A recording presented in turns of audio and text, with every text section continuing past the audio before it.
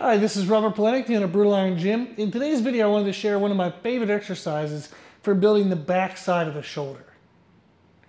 I have set up right here a cable station on my Sorinex Apex rack. The cable is adjustable and I want to set it up where it's just under my chest height. What I'm looking for is a height that if I do a reverse fly, I don't feel like I have to raise my shoulder to have my hand if it's too high, or if it's too low, that I would be pulling at an angle where I would be pulling downward rather than straight across.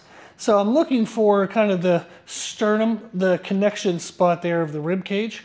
At that height, I can focus on just pulling out while my shoulder remains in a nice neutral position. So what I'm going to do with this exercise is I'm going to accept tension and step out from the machine. Instead of facing perfectly sideways to it, I'm going to angle a little bit so that way when I pull the handle out, there's still tension here.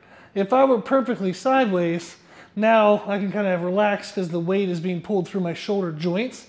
But if I turn to that angle, oof, now that muscle's having to work.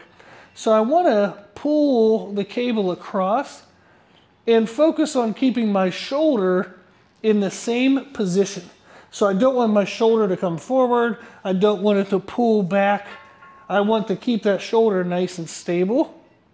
And I'm just gonna focus on pulling the handle across. So I'm trying to just drag it out away from my body. I'm gonna keep my elbow slightly bent.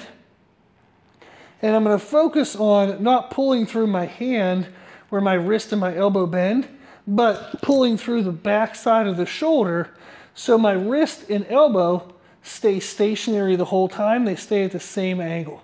This is very isolated to that rear delt. It'll help grow that muscle. Even if you can't do a lot of weight, it's a really good isolation right into that muscle. And then you can let your other bigger compound movements be kind of the more aggressive stuff. Cable seated rows, various angles of dumbbell rows and pull-ups and pull-downs and all those things.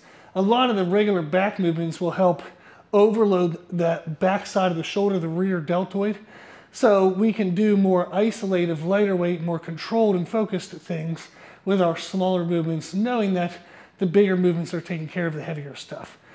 So this is one of my favorite exercises for building the back side of the shoulder. I usually aim for 10 to 20 reps.